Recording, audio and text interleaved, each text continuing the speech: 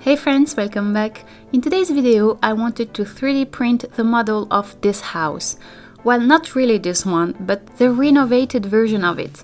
So this is also a bit of a sneak peek because it's a real project, a 1930 house we renovated from top to bottom, and I'm about to take you through that whole renovation in a new series very soon. So think of this little model as the finished house.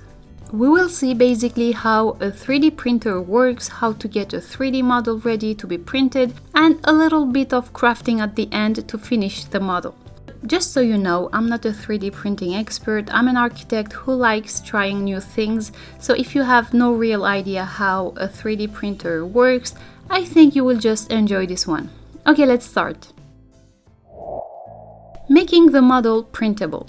As I didn't originally plan to 3D print this house, I didn't really have a clean model ready.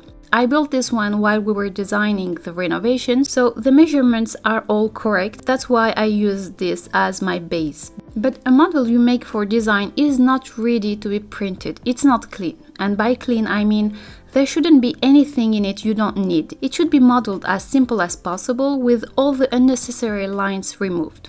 When you are designing, you can cheat a little. A wall can just be a flat surface with no real thickness because on the screen it still reads as a wall. But a 3D printer needs something solid. If there is a gap, a hole, or a wall with no thickness, the printer simply doesn't know what to build. So the first job was going through the whole model and fixing all of that, giving every wall a real thickness, closing the gaps, and making the whole thing solid.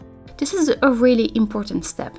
And by the way, I'm using SketchUp on my laptop here for the modeling, but you can use anything you like as long as you can export an STL file. Splitting it in two parts. If I wanted to, I could just 3D print the whole house in one piece and that's it. But my goal was to be able to open it up and see inside each floor, so I'm dividing the house into three parts. This first one is the main entrance with a little living room and kitchen. This one is where the rooms are on the first floor. And this last one is a separate studio which is attached to the main house. I offset the top wall of one part and the bottom wall of the next so they could sit on top of each other and click into place in a satisfying way. At least I hope. Honestly, I don't know if that would be enough, but we will see. Splitting it up turned out to be a good thing anyway because it means you can see inside, and then put everything back together at the end, a bit like a little puzzle. Printing. Once the parts were ready, I created a separate SketchUp file for each one and exported them as STL files. Then I opened Bamboo Studio, which is the 3D printing slicer developed by Bamboo Lab. Basically, a slicer takes your 3D model and converts it into instructions the printer can actually understand. Here we have a few tabs. First I go to prepare, then I upload my file and we can see it here. It looks very tiny right now, so let's change the scale to make it fit. If I tap here, it places the model on the plate automatically. And you can see the Bamboo Lab is connected here. Now let's choose the filament, which is the raw plastic the printer uses. The printer feeds the filament into a heated nozzle where it melts and gets let down layer by layer to build the object. That's basically how it works. Then I click on Slice Plate, so it cuts the model into thin layers, generates the printer path, creates the supports, and estimates the print time. This is great because you can inspect the print layer by layer and check that the supports and the infill look right before you print anything. And when I say supports, I mean those temporary structures the printer builds to hold up parts of the model that would otherwise be printed in mid-air. They are just there so the model prints correctly and you take them off once it's done. So that's it. Now we can click Print Plate and the printer starts. Now we just watch it slowly build the model layer by layer. Putting it together. Then I print the other parts too, and here they all are.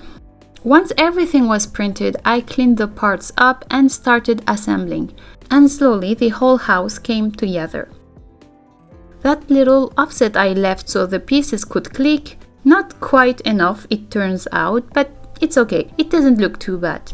Next, I printed the roofs and the windows. For the windows, I just modeled really basic frames, laid them out flat and adjusted the scale a bit so I could place them easily into the openings. Look how cute these are. I'm going to color them because the frames chosen for the house are a nice anthracite and the closest I have here is black, so black it is.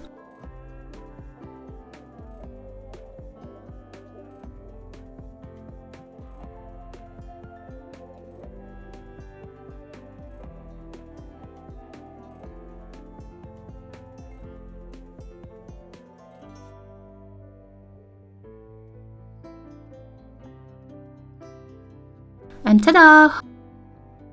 While I do that, I keep printing the shutters.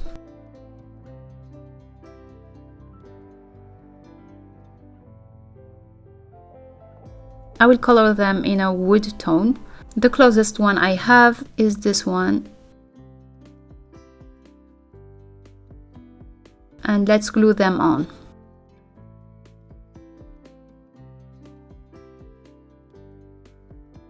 These are so cute. Now let's color the roofs too. I really hope I won't regret this.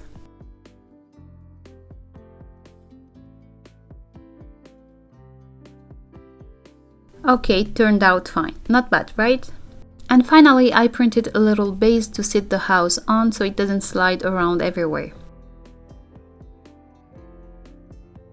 And that's it. It was honestly easier than I expected. I really like how it looks, it's actually very fun, and I will probably add a few more details later, some plants and maybe furniture.